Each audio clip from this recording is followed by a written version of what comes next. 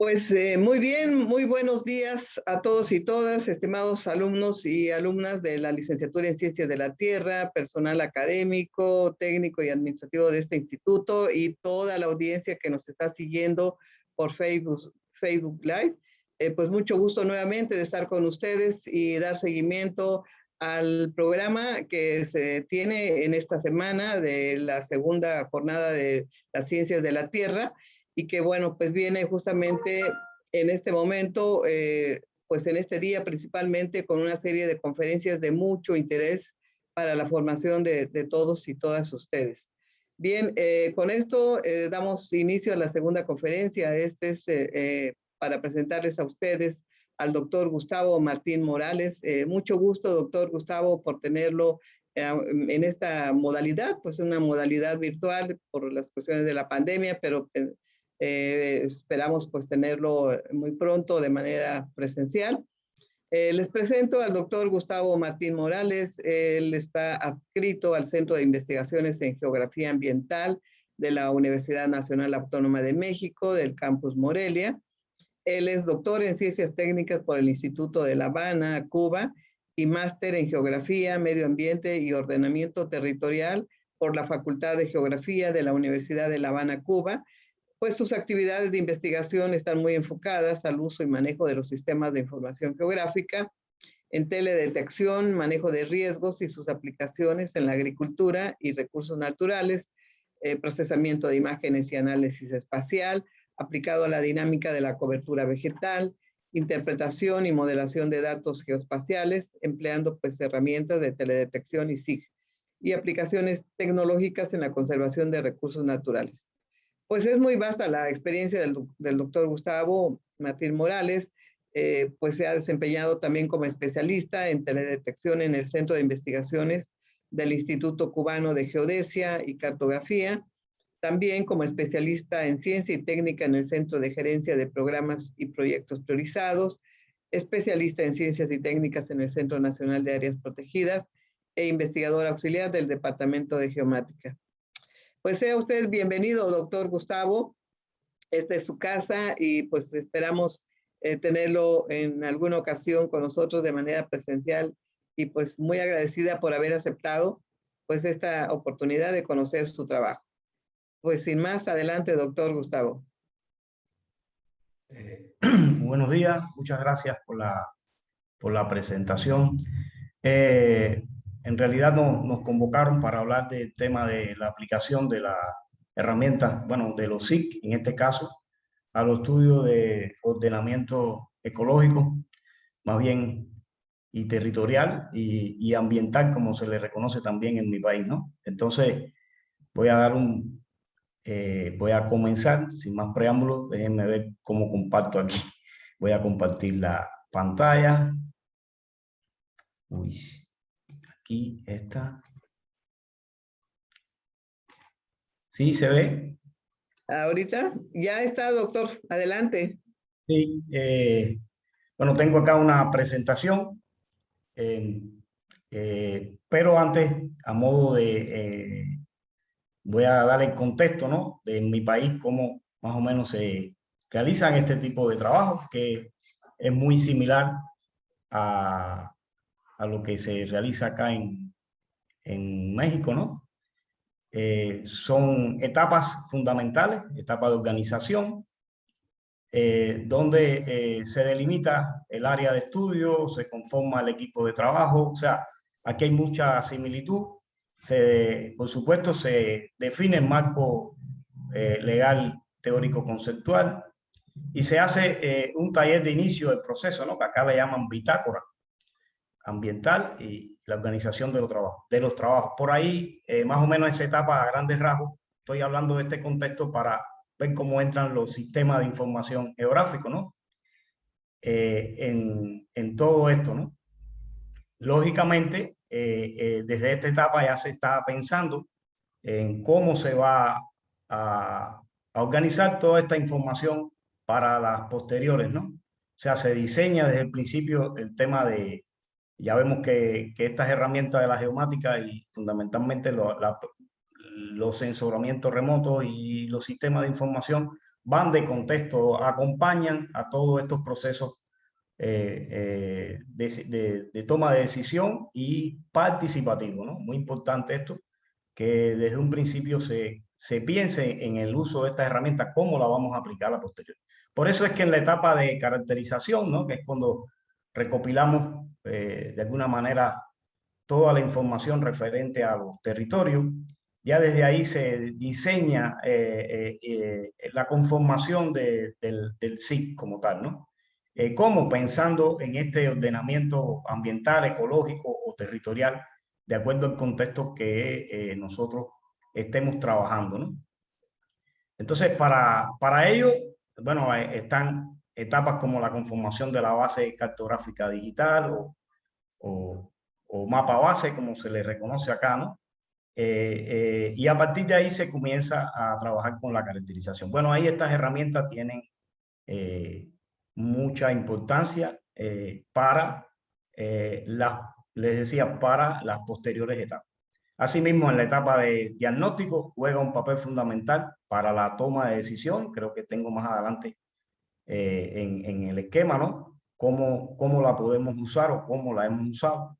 Y igualmente, o sea, igual en la etapa propositiva, ¿no? Entonces, en este sentido, bueno, déjenme ver cómo le hago. Disculpen aquí. Ajá. ¿Sí observan ahí la presentación? A ver, a modo de presentación, ¿sí? Sí, se ve muy bien. Sí, bueno. Entonces, aquí el contexto de para qué se utiliza un SIC en los ordenamientos territoriales, ¿no? Después de haber visto el esquema general muy brevemente. Podemos decir que el SIC es conjunto integrado de datos espaciales y no espaciales, también de recursos humanos, entran ahí, y de tecnología para el manejo de esta información fundamentalmente de tipo ambiental que se genera de la zona de estudio, ya sea, digo zona de estudio porque puede ser un estudio de tipo regional o local, ¿no? En interés de este tipo de ordenamiento ecológico, territorial o ambiental, les decía. En particular, esta información se obtiene a partir de un sistema de indicadores ambientales que existe en el territorio y del cual cada especialista aporta, ¿no? El conocimiento a la región, y de ahí es que se monta, ¿no? En una base única toda esta información sobre un sistema de referencia que puede ser único o no, pero que sí, de alguna manera, debemos tener claro a través de los metadatos cuál es el sistema espacial que estamos utilizando en base a los posteriores análisis que se realizan, ¿no? Igual, de esta manera también se geolocalizan las evaluaciones e informes ambientales, así como las distintas actividades regulatorias del territorio, ¿no? Todo esto se pone en una arquitectura computacional que nos permitan acceder por los distintos especialistas que estamos participando y por los actores implicados del territorio en función de qué, de la posterior toma de decisión, ¿no? A ver si esto pasa ahora. Sí, creo que... Uy. Ya. Bueno, el objetivo del SIC es contribuir a mejorar el acceso a esta información para la toma de decisiones. Yo creo que en este sentido es lo fundamental, ¿no? De alguna manera, un sistema se organiza, en este caso, bueno, aquí está el ejemplo de uno de los que hemos utilizado en nuestro país para un proyecto gigantesco de tipo estatal, territorial, ¿no? Cómo la información de este sistema se utiliza de forma, o sea, la información espacial y la información literal se coloca en un contexto tal que nos permita el procesamiento y manejo de la misma a partir de la necesidad que tenga cada proyecto, ¿no? Es la arquitectura en el cual se conforma. ¿Quiénes lo integran? Bueno, los distintos especialistas temáticos en las distintas temáticas aportan esa información a una, digamos, una infraestructura central que se genere en el propio proyecto. Generalmente acá y en otros lugares la información se maneja, si estamos hablando de un municipio, se debe manejar en una infraestructura que se coloque en el municipio como tal, si es una entidad, en la entidad federativa, donde se va a organizar la información, y se debe facilitar, ¿no?, de alguna manera, llaves de acceso o manera de acceder a la información, tanto de aportarla como de recibirla, ¿no? Y generalmente lo que se hace, bueno, acá tengo varios formatos, pero generalmente lo que se utiliza, se conocen los famosos shapefile, que se manejan por los distintos programas. No quiero entrar en detalles con esto, pero sí cómo esta información se genera a partir de mapas y después se va creando una serie de pasos para hacerla entendible y manejable por estos sistemas, ¿no? Hay como el caso del proyecto Basal, o sea, se crea, en este caso se puede crear una arquitectura a nivel de geoportal, y donde las distintas temáticas contribuyen y aportan, ¿no?, esta información, y puede ser manejable. Algo es un poquito, o sea, un poco más complejo visto así, pero facilita grandemente la información. No queremos, sabemos que no todos los tipos de ordenamiento que se realizan pueden contar con una arquitectura de este tipo, pero generalmente es lo que se desea para que a la hora de tomar decisiones, les repito, sea información que desde el punto de vista espacial, desde el punto de vista normativo, cumpla los requisitos para generar los distintos análisis a posteriori. Un ejemplo de la misma, bueno, son las distintas capas, cómo se hace una estandarización y normalización de la información. En este caso, bueno, aquí les pongo 2 o 3 temáticas, como la altura del relieve, de dónde se obtiene y los atributos que se utilizan, ¿no? Cómo se codifican y cómo se estandarizan, para que todo aquel que utilice la información estemos utilizando la misma tipo de código o categoría, ¿no? Y no estemos trabajando de forma diferente, ¿no? Por eso es la importancia de normalizarla y estandarizar la información de partida, ¿no? Bueno, aquí juega un papel importante las normas, los metadatos, los famosos metadatos. Hay normas establecidas para esto, y el cual el equipo que trabaja con estas normas, bueno, pues de alguna manera se pone de acuerdo, por decirlo así, en qué tipo de información y de dónde sale, qué año, qué actualidad, etcétera, etcétera. Bueno, aquí está todo un esquema de algunos metadatos mínimos que debe poseer la información. Una vez que se obtiene esa información, hay que catalogarla, como decimos en nuestro argot, metadatearla, ¿no? De dónde viene, quién, las citas, etcétera, etcétera, ¿no?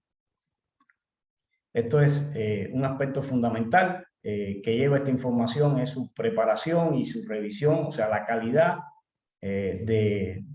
con la cual tiene esta información para poderla utilizar de manera correcta, ¿no? Bueno, ejemplos de algunas escalas de trabajo, no tanto la escala como los mapas de apoyo cartográfico. Es importante en la etapa inicial definir por cada municipio o por cada región de estudio las hojas de mapa topográfico que se van a utilizar, de dónde vienen, y conformar lo que se conoce como el mapa base para donde se va a buscar toda la información temática a posterior, ¿no? Entonces es importante, juega un papel fundamental este mapa base, y con el cual vamos a trabajar todo, o trabajamos todo lo que especialistas temáticos en las diferentes etapas del estudio, ¿no? Bueno, en este caso se utilizan imágenes de satélite, mapas topográficos y otros materiales de partida del territorio de estudio, ¿no? A partir de ahí, bueno, esto se lleva a un taller participativo donde se aprueba este mapa base y esta información que se recopila también es validada, ¿no?, y catalogada, les comentaba, ¿no? Pero siempre hay que tener en cuenta que sí lleva un nivel de revisión y de aprobación, porque muchas veces la información, al no ser real, no juega un papel fundamental, ¿no?, a la hora de la toma de decisiones, ¿no? En este caso se evalúa la exactitud, les decía, y se van creando las diferentes bases de datos. Aquí es importante el tema de la topología de la información, ¿no? Quizás un término muy técnico, pero sí es necesario para realizar análisis, ¿no? Bueno, y a posterior esta información se lleva a lo que es el famoso geoportal o al sistema como tal, el cual permite intercambiar con los especialistas. Esto es a grandes rasgos la importancia y cómo se utiliza esta información. Aquí, bueno, recalco el tema de la evaluación de la exactitud de los distintos elementos, cómo hay que revisar estos errores, porque a posterior nos genera resultados que no van a ser consecuentes, ¿no?, con lo que esperamos, ¿no?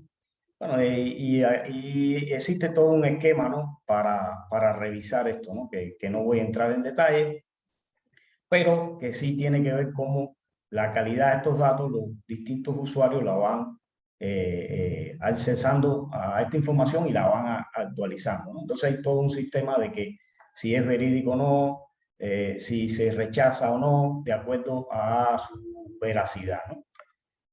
Aquí un tema importante, que muchas veces es lo que nos hemos encontrado en algunos estudios, es no tener esta diapositiva de un profesor, colega, amigo. Se la tomé en este caso del doctor Eduardo Salinas, que ha trabajado mucho el tema.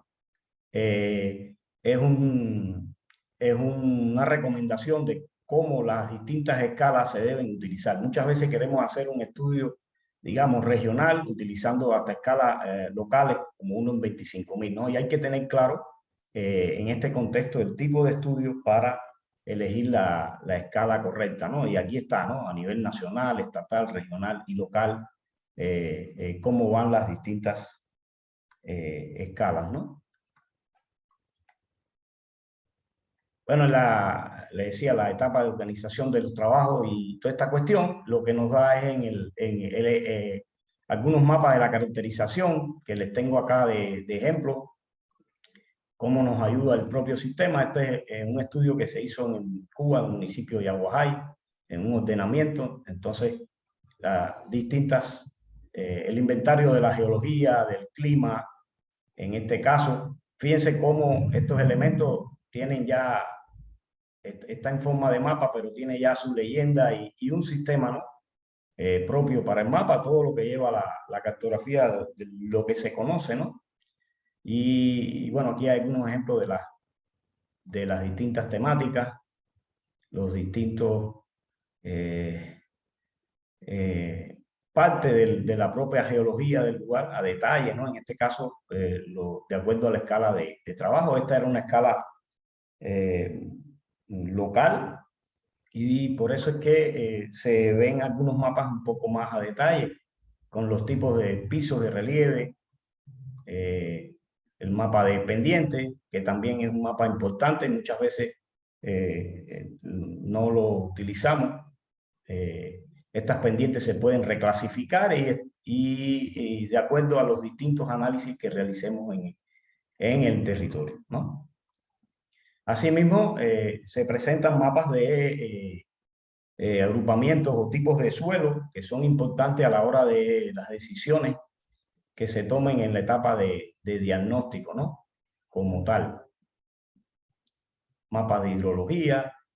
O sea, y si ven, mantienen algunos elementos de la base, en este caso línea de costa, cursos de agua, ¿no?, sobre la base de lo que es la temática en cuestión que se utilice, pero siempre respondiendo a la base, al mapa base como tal, ¿no? Este es un ejemplo de uso y vegetación, de la ubicación de asentamientos, uso y tenencia de la tierra, o sea, la propiedad de la tierra y el uso que se le está dando a la tierra. Esta etapa generalmente culmina con el mapa de unidades ambientales, mapa de unidades de análisis, que es como se le conoce también, y puedes usar indistintamente en estos estudios se utilizan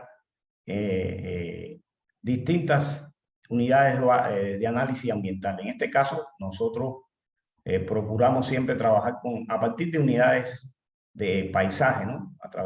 Hay quien trabaja a partir de unidades de cuencas, subcuencas o de límites territoriales, ¿no? En nuestro caso siempre tratamos de irnos por los paisajes, ¿no? Como tal. Y es lo que hacemos, ¿no? No quiere decir que lo impongamos, pero generalmente es lo que utilizamos de base. Y este mapa es un mapa síntesis que sale como resultado de las otras temáticas. De alguna manera están representados acá como una síntesis y son unidades funcionales muy importantes para hacer como base de los estudios de ordenamiento territorial, ambiental o, les decía, o ecológico. Bueno, el SIC como tal, a partir de esta información que se recopila en la etapa de caracterización, juega también un papel importante en la etapa de diagnóstico, como a la hora de algunas tomas de decisiones. Bueno, aquí hay algunos ejemplos de algunos tipos de restricciones naturales y legales que se tienen en cuenta para determinar la capacidad de acogida de un territorio u otro tipo de actividad. O sea, no solo es decir el potencial que tiene el territorio en una actividad sectorial determinada, sino que también hay que colocarle de alguna manera estas restricciones, ¿no? Para que este potencial realmente cumpla con la realidad, ¿no? De este punto de vista, bueno, ejemplo de restricciones legales, en este caso pueden ser las áreas, normas que existan en cada país, que es como se maneje, ¿no? Por cada uno. Y el caso de los estudios de peligro, riesgo y vulnerabilidad juegan una importante razón en el tema de las restricciones naturales, ¿no? Bueno, aquí hay un ejemplo de lo que le hablaba en el caso de un potencial de expansión urbana, como con herramientas de análisis de geoprocesamiento presentes en los SIC, y con estas restricciones se logra dar, ¿no? De alguna manera se logra determinar las zonas altas para la posible expansión urbana en un territorio determinado, ¿no? Y bueno, aquí utilizamos generalmente el color del semáforo cartográficamente para expresar las posibilidades de zonas muy altas, moderadamente altas o no altas, ¿no? Entonces, por ahí va la salida de esto, ¿no? Y de la misma manera se hacen los potenciales agrícolas, potencial forestal, o sea, aquellas zonas que forestalmente se pudieran utilizar, que tienen un alto forestal potencial, disculpen, para la actividad forestal, ¿no? Y lo mismo hacemos con este tipo de herramientas herramientas de geoprocesamiento, les repito, para obtener potenciales de tipo hídrico subterráneo o hídrico superficial, ¿no? Y similar para un potencial pecuario.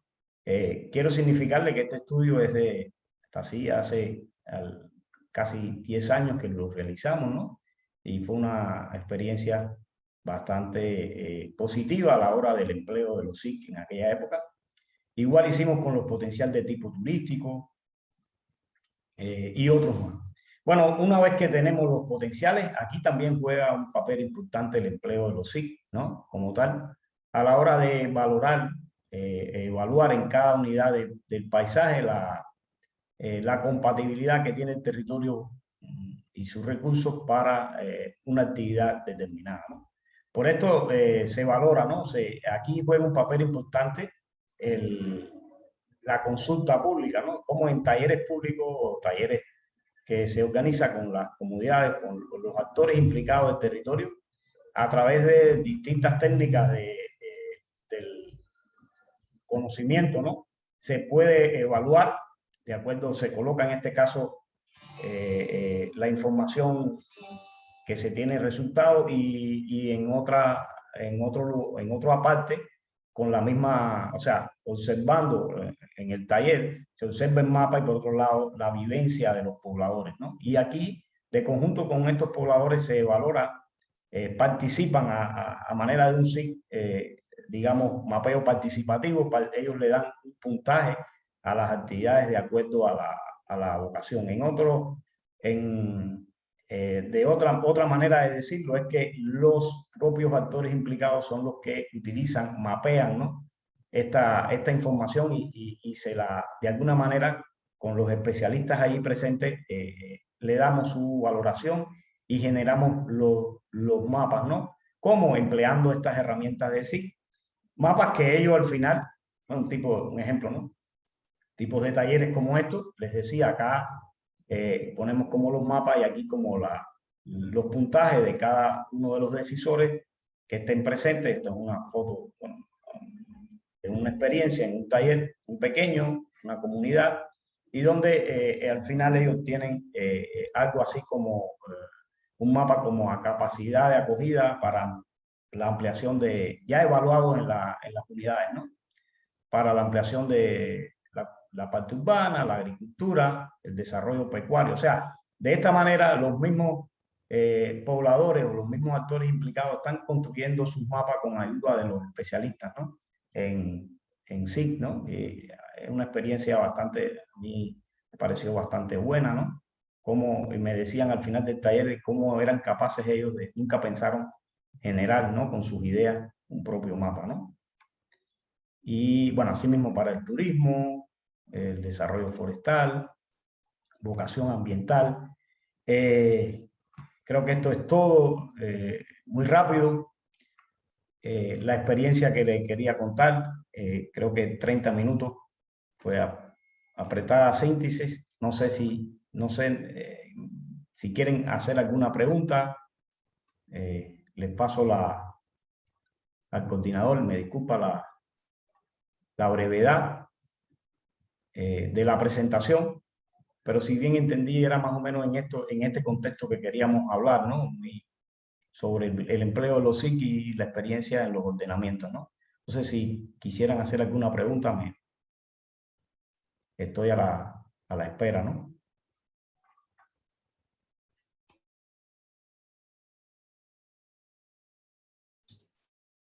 Muchas gracias, doctor. Tenemos un comentario de Jorge Cruz de la Vega. Dice, si puede compartir fuentes de consulta, incluidas sus publicaciones sobre ordenamiento ecológicos y territoriales. Sí, yo creo que se las puedo, si me mandan correo, me dicen, y algunas de las cosas, este mismo ordenamiento del municipio está publicado acá en México, se publicó hace como 2 o 3 años, en la Escuela Superior Nacional de Estudios Superiores, ENES, de Morelia, con el doctor Jesús y el doctor Fernando Rosete. Hay un capítulo donde se publican varios estudios de casos de estos en América Latina, y donde hay uno de Chiapas, por cierto, del doctor Álvarez y Casa. Ahí en ese libro hay algo publicado de esto. De todas maneras, en los congresos es donde más, nuestra experiencia realmente en Cuba es en congresos, es lo que más hacíamos, ¿no? Pero sí se le puede mandar, hay otros documentos, hay una guía para este tipo de estudios que pudiera engrosar la lista, ¿no?, de guías que existen en el país. Aquí es muy grande, aquí hay la SEDATU, tiene muchas guías para distintos tipos de estudios, está el manual de la Semarnat. Pero sí, con gusto le compartimos lo que hemos hecho y lo que estamos haciendo, ¿no? Muchas gracias, doctor. Temitzi, ¿qué recomendaciones nos daría a las personas que estamos empezando a incursionar en el uso de los SIG y el OET? Bueno, una pregunta muy interesante. Las recomendaciones van por lo siguiente. Hay que tener conocimiento amplio o sea, hay que prepararnos en base de datos espaciales, muy importante, y en el concepto de base de datos alfanumérica. Sobre todo en el sistema de referencia es uno de los problemas que estamos viendo, que hay que aprender a utilizar correctamente los sistemas de referencia, porque ejemplo, podemos tener una proyección universal de Mercator sobre el ITRF 92 acá. Perdón, no se escucha. ¿Sí me escuchan? Sí, sí, doctor. Perdón, yo no escucho. No sé si solamente soy yo o... Sí, maestra Ana Lucía, sí se escucha bien. O sea, les decía que les recomiendo prepararse en el tema de análisis espacial, en el tema de base de datos alfanumérica, en el tema de lo que es sistema de referencia espacial. Bueno, de todas maneras, bueno, no sé si se escuche. Mi pregunta la coloqué justamente en el chat. Ok, no sé, a ver, que hay varias. A ver, si me permite, la leo. Dice, ¿en su país hay alguna diferencia en ordenamiento ecológico del territorio y ordenamiento territorial? Realmente, el ordenamiento es que se maneja ordenamiento ambiental y ordenamiento territorial. El ordenamiento ambiental aporta conocimiento al ordenamiento territorial, es como es, ¿no? No sé si con eso respondo.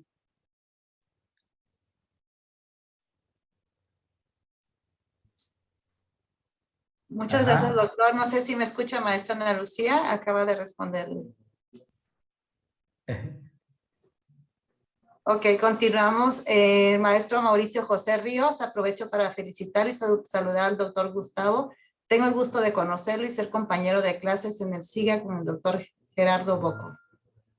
Sí, hola Mauricio. El doctor Gerardo Boco, que actualmente labora en el SIGA, aún es uno de los, para mí, referentes en el tema de ordenamiento territorial en México. He hecho muchos aportes acá y sí, aprovecho para decir que es una enciclopedia en el tema. También pueden buscar mucha información, tienen muchas publicaciones en el tema, ¿no? El doctor Gerardo, ¿no? Entonces se lo recomiendo. ¿Algo más? A ver.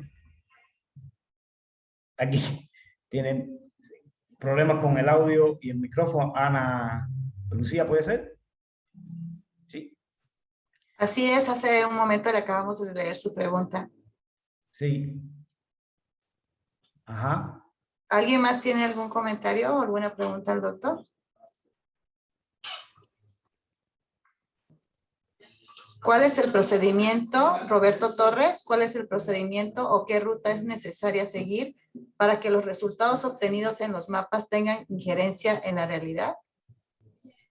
Bueno, hay varios factores, ¿no? que influyen en esto, pero yo les hablaba del tema del mapeo participativo. O sea, es importante cuando se haga esto que los actores implicados, o sea, generar los resultados deben hacerse en consulta con los actores implicados, de que ellos se sientan que son parte del proceso y que generalmente lo que se construya responda a sus necesidades y que ellos vean, ¿no? que realmente están involucrados y que esto es lo que les conviene. ¿Cómo? Utilizando estas herramientas que sí ayudan muchísimo. Es más allá, no solo es sentarnos en un buró con una máquina, una computadora y un grupo de información y generarla, ¿no? Y un aspecto importante es el tema de la comunicación cartográfica, ¿no? O sea, que hay que, de alguna manera hay que tener un conocimiento también en cartografía, en lo que yo voy a comunicar, ¿no? Cómo lo comunico. En otras palabras, la expresión cartográfica, ¿no? Es importante. Y recalco sobre todo el tema de la escala. Muchas veces no conocemos bien la escala de trabajo o qué significa una escala y pretendemos hacer algo que realmente no es, o sea, con una información local, o sea, disculpen, con una información regional pretendemos construir algo local y realmente no hay que tener mucho cuidado en este aspecto, ¿no? Muchas gracias, doctor. Y ya por último, porque ya se nos acabó el tiempo, también entendemos que usted tiene otros compromisos. ¿Qué opina de los OED que concluyen con la simple divulgación de unidades de gestión ambiental? Bueno, habría que ver el tema este de lo que se quieren referir a la simple comunicación, ¿no? Yo les repito, va con esto. Estos ordenamientos, si no se hacen participativos, si no está involucrado la comunidad, realmente tiene muy pocas probabilidades de que se pueda usar en la práctica lo que se genere, ¿no? Es lo que yo considero, si entendí bien la pregunta, ¿no? O sea, de todas maneras, podemos buscar en algunos ordenamientos, ¿no? Que han sido resultados y que los mapas están proyectados, están disponibles, pero si no participó la comunidad o los actores implicados en la decisión final, no creo que vaya a tener mucho éxito lo que se va a proyectar a futuro o para lo que pueda servir, ¿no? Eso es amén de que siempre hay deseos, pero detrás del deseo están los recursos, ¿no? Y bueno, hay que ver si aparecen los recursos para acometer los distintos proyectos que se quisieron, ¿no? Realizar, pero el éxito está en eso, que esos mapas se construyan por la propia comunidad o por los actores implicados, ¿no? Con ayuda, por supuesto, de los que saben manejar estos sistemas de información, ¿no? Disculpen que me extendí un poquito al final, pero era eso, ¿no? Muchas gracias, doctor. La verdad, tenemos muchas preguntas. Están muy interesados nuestros alumnos de la maestría en gestión de riesgos y cambio climático de nuestro instituto y los alumnos de la licenciatura en ciencias de la tierra. Ya para una manera muy breve y no dejar en el aire esta pregunta, nos comenta Dimitri: buenos días a todos. ¿Puede decirme cómo descargar imágenes satelitales antiguas del territorio mexicano sin tener que acudir al INEGI ni a institución federal alguna? Bueno, habría que ver, es un tema muy de escala, estaríamos hablando de escala. Yo les recomiendo, hay una base de datos, digamos, de Landsat, ya va para 50 años, acaban de estar en el espacio, el Landsat 9, es una serie de, repito, de 50 años. Desde la página de Air Explorer están libres estas imágenes, las pueden, si después me da su correo o algo, les puedo dar un poquito más de detalles con respecto a esto, pero ustedes acá tienen muy buena, yo digo que en el INEGI hay, por lo menos he visto bastante información disponible, sobre todo el año 95 hay ortofotos de casi todo el país, escala 1 en 20.000, ¿no? Habría que ver si la región que te interesa está. Pero sí, en síntesis te recomiendo el Air Explorer, la página del gobierno de los Estados Unidos, que está la serie de Landsat completa. Bueno, pues ya cerramos. Muchas gracias, doctor Gustavo, por hacernos este espacio. Sabemos que tiene muchas actividades después de este evento y pues esperamos tenerlos en otras ocasiones con nosotros. Agradezco a todo el público que nos sigue a través de nuestras redes del instituto y pues que tengan un bonito día a todos. Muchas gracias. Le agradezco por último a la posibilidad que me han dado, ¿no? Rocío, a Mauricio, a todos, ¿no? Y a la doctora, me les saludo también, y gracias por este espacio, ¿eh? Lamentablemente el tiempo no me alcanza para más. Una disculpa, Gracias, doctor Gustavo. Ya tenemos a la doctora Silvia. Doctora, gracias. Su micrófono, doctora Silvia. Su micrófono. Le felicito, doctor, por su interesante ponencia y experiencia, y la verdad que estaríamos muy interesados en recibirlo en nuestra institución. Ojalá que se den los futuros encuentros aquí directamente acá a través del doctor Horacio, y pues con muchísimo gusto nos gustaría mucho una presencia, ya que esta parte virtual está pasando. Afortunadamente parece ser que ya COVID nos está dejando un poco en paz, pero esperamos tenerlo muy pronto por acá, y pues muchísimas gracias por su participación, estimado doctor. Gracias, doctora. Hasta luego. Gracias. Hasta luego. Hasta luego.